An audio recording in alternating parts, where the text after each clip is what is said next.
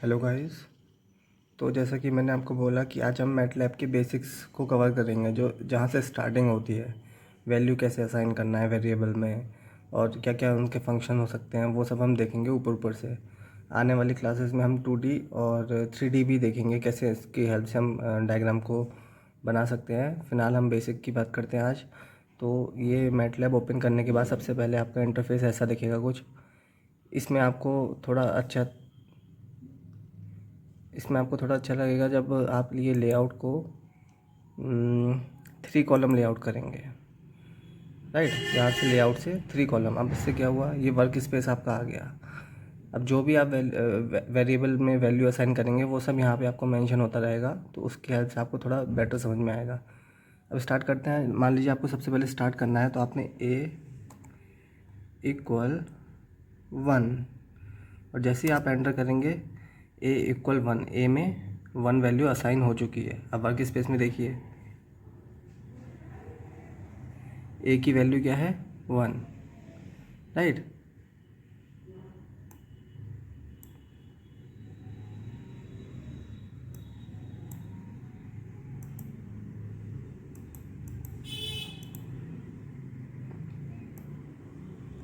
तो यहाँ पे ए में 1 वैल्यू असाइन हो चुकी है। ये देख रहे हैं आप, 1/1 की मैट्रिक्स है।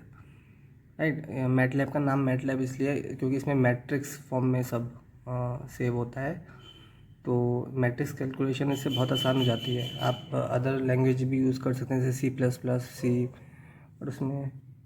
बट उसमें आपको मैट्रिक्स बनाना बहुत हैवी होता है। लेकिन इसमें आप सिंपली एक वैल्यू असाइन करना है, आपकी 1/1 की मैट्रिक्स में वो अपने आप ही सेव हो गया। अब हम कुछ और वेरिएबल पे बात करते हैं। लाइक हमने टाइप किया b=,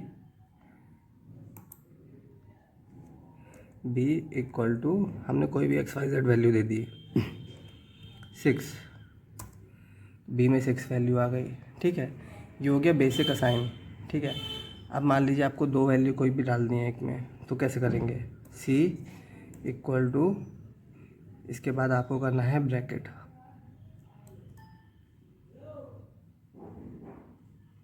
सॉरी, गलती से एंटर हो गया प्रेस।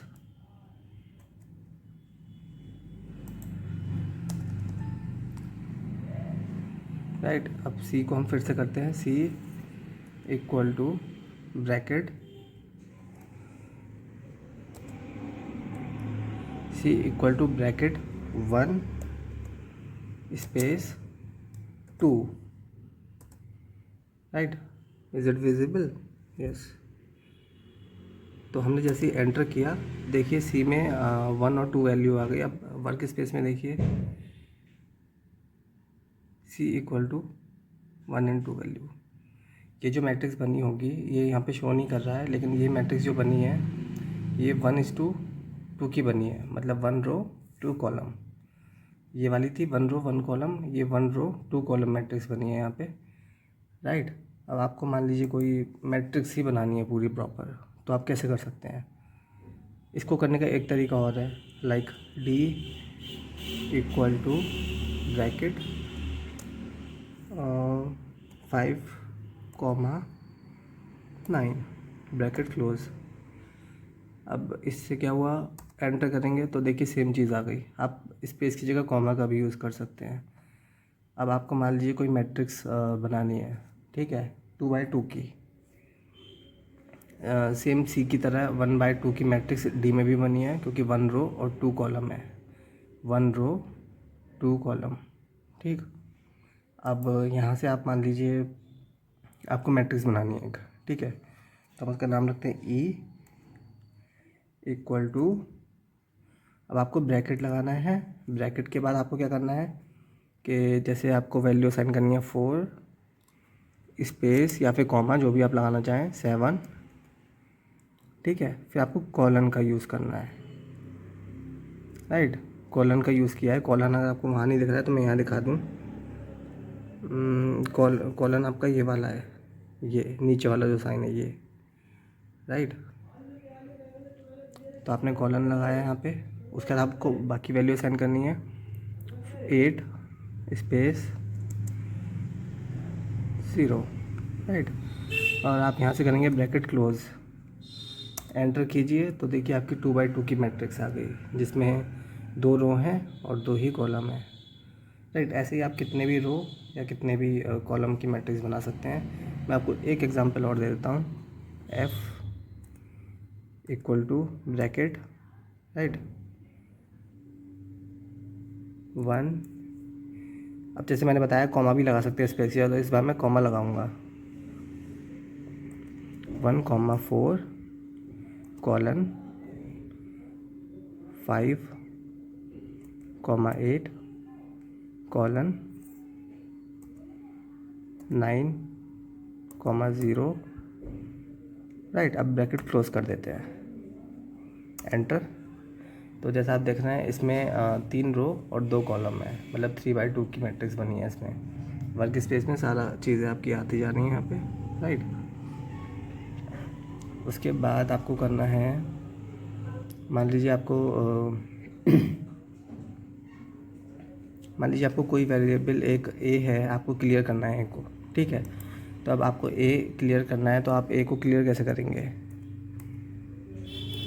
Clear A, right. आपने सिर्फ क्लियर ए लिखना है, जो वेरिएबल आपको क्लियर करना है, और एंटर कर देना है। देखिए ए यहाँ से गायब हो चुका है, ठीक है, वो रिमूव हो गया, right.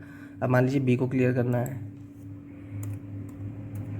Clear space B, right. अब यहाँ पे आप देखते रहना, जैसे मैं एंटर दबाऊंगा बी यहाँ से जा चुका है, राइट। तो ये है। और इसके अलावा आपको अगर मान लीजिए आपको लाइक ये वाली मैट्रिक्स है, तो इसका डिटर्मिनेंट कितना होगा? 0 × 4 0 -8 × 7। तो यहाँ पे इसको कैलकुलेट करते हैं।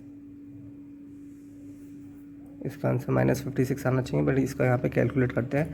DET, ठीक है, DET, और फिर ब्रैकेट में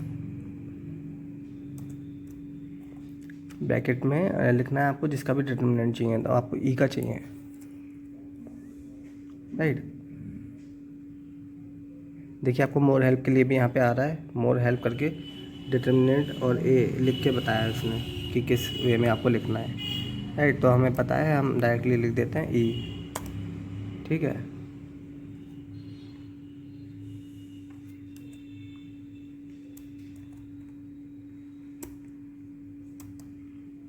ठीक है, डिटर्मिनेंट ई को हमने एंटर किया तो ये आ गया -56, राइट।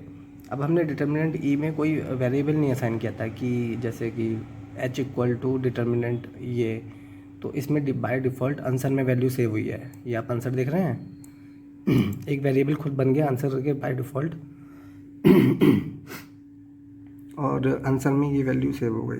अगर यहाँ पे आप ऐसे लिखते कि h equal to determinant of E, तो आपका h में वो वैल्यू सेव होती, यहाँ पे h लिखा था, राइट। बट यहाँ पे बाय डिफ़ॉल्ट आंसर आपका वेरिएबल आएगा। ऐसे ही करके आप चाहे तो आप डिटर्मिनेंट ऑफ f निकाल सकते हैं, DET bracket f bracket close, right, enter.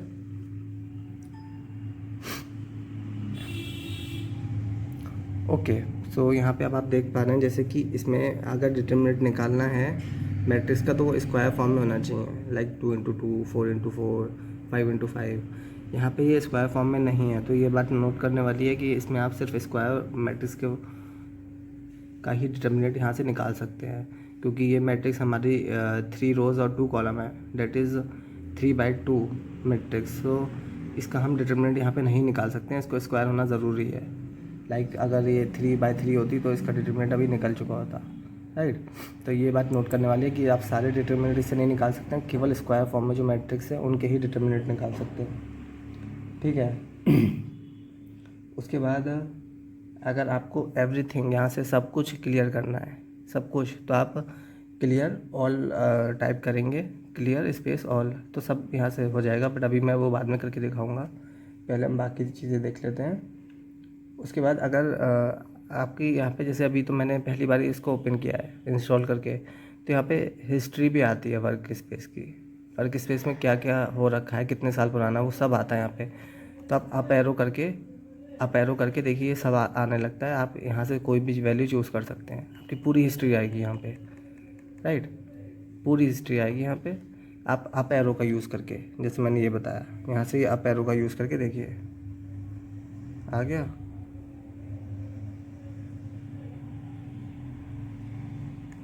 Right. तो इससे आप कोई भी पुरानी हिस्ट्री निकाल सकते हैं अपनी, आपको सिलेक्ट करनी है। लाइक मैंने ए यहाँ से डिलीट कर दिया, तो मैं आपको एग्जांपल के लिए दिखा देता हूँ। राइट। तो यहाँ से ए मैंने कर दिया, तो A=1 पे मैं गया, मैंने एंटर दबाया।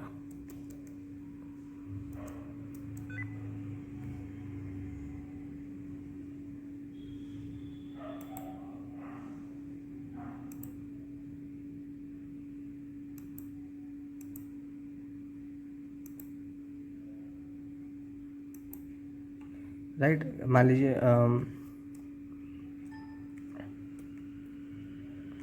मैं ए पे गया। राइट। A=1 आ गया, लाइक कि वापस फिर से आ गया। देखिए A=1, आपको वो सिलेक्ट करना है नंबर और फिर एंटर दबाना है, तो आपका वो वैल्यू फिर से यहाँ पे आ जाएगी। सॉरी, आपको शायद दिख नहीं रहा होगा, मैं फिर से करके दिखाता हूँ। बी को वापस ला के, ठीक है। अब आपने इस पर एंटर मारा तो बी वैल्यू वापस आ गई। आप देख सकते हैं यहाँ पे भी ए वैल्यू और ये बी वैल्यू वापस आ चुकी है। राइट। अब आपको फिर से इसको डिलीट करना है ए वैल्यू को, तो क्लियर ए। राइट। अब आप यहाँ पे देखते रहिए, मैं जैसे एंटर मारूंगा ए यहाँ से गायब हो चुका है। राइट। तो ये कुछ बेसिक फंक्शंस हैं। अब एक चीज़ और आती है, जैसे आपको स्क्रीन लग रहा है कि बहुत भर जा रही है, क्योंकि आपने देखा ए को हमने 1 वैल्यू असाइन की है, लेकिन ए उसके बाद प्रिंट भी हो रहा है। तो आप चाहते हैं प्रिंट ना हो, सिर्फ ए वैल्यू आप असाइन कर दें, ठीक है। तो हमने एफ़ तक कर लिया था, ABCDEFG करते हैं हम, जी, ठीक है, =7। और जैसे ही आपने G=7 लिखा, इसके आगे आपको सिर्फ एक कॉलन लगाना है। अब जी में वैल्यू तो असाइन हो जाएगी, बट ये प्रिंट नहीं होगी यहाँ पे। राइट। अब आप यहाँ पे देखिएगा, जी में वैल्यू आ जाएगी यहाँ पे, जैसे मैं एंटर दबाऊंगा, लेकिन वो प्रिंट नहीं होगी। एंटर, देखिए, लेकिन यहाँ पे जी में वैल्यू आ चुकी है, सबसे नीचे देखिए आप 7। राइट। तो इससे आपकी स्क्रीन ज़्यादा नहीं भरी, और आपको सिर्फ वैल्यू असाइन करनी है, तो आपको बार बार देखने की ज़रूरत नहीं है। तो इससे आपका काम थोड़ा क्लीन हो जाएगा। राइट। एक एग्जांपल और ले लेते हैं। H = राइट,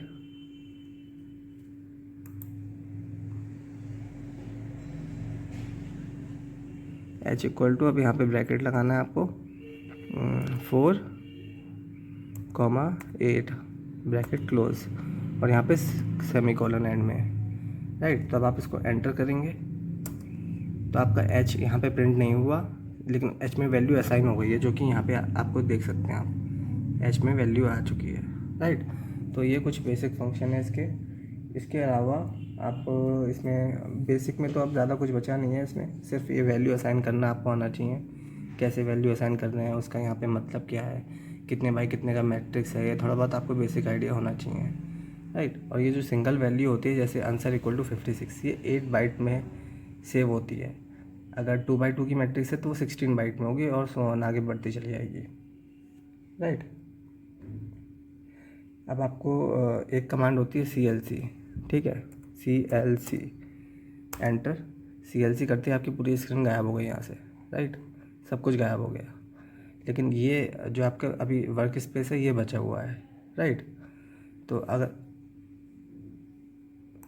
अगर आपको वर्क स्पेस भी आपको डिलीट करना है यहाँ से, तो आपको एक और कमांड है जिसका नाम है क्लियर ऑल। राइट। मैंने कहा था सबसे एंड में बताऊंगा। तो इससे आपका वर्क स्पेस भी डिलीट हो जाएगा। राइट। आप देख सकते हैं वर्क स्पेस भी जा चुका है अब। तो CLC यूज़ होता है केवल इस वाले बड़े वाली विंडो की चीज़ें डिलीट करने के लिए, और क्लियर ऑल होता है पूरे स्क्रीन पे जो भी है सब डिलीट करने के लिए। राइट।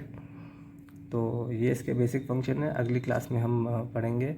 और जैसे कि आप देख सकते हैं कि यहाँ पे सारी वैल्यूज़ अभी भी हैं जो हिस्ट्री में है, आप वापस ला सकते हैं इनको। राइट। और अगर आपको हिस्ट्री डिलीट करनी है तो clear command history. Right. Are you sure? Yes. अब सारी कमांड हिस्ट्री यहाँ से जा चुकी है। तो ये कुछ बेसिक फंक्शन थे मैटलैब के। अब अगली क्लास में हम आके देखेंगे और कैसे इसमें डिज़ाइनिंग करनी है, या फिर और कैसे इसमें एरे पर काम करना है, या 2D 3D। तो आप चैनल को सब्सक्राइब कर लीजिए और आपको अपडेट मिलती रहेगी। और बेल आइकन को भी प्रेस कीजिएगा, जिससे आपको वीडियो मेरा मिल जाएगा टाइम पे। Thank you.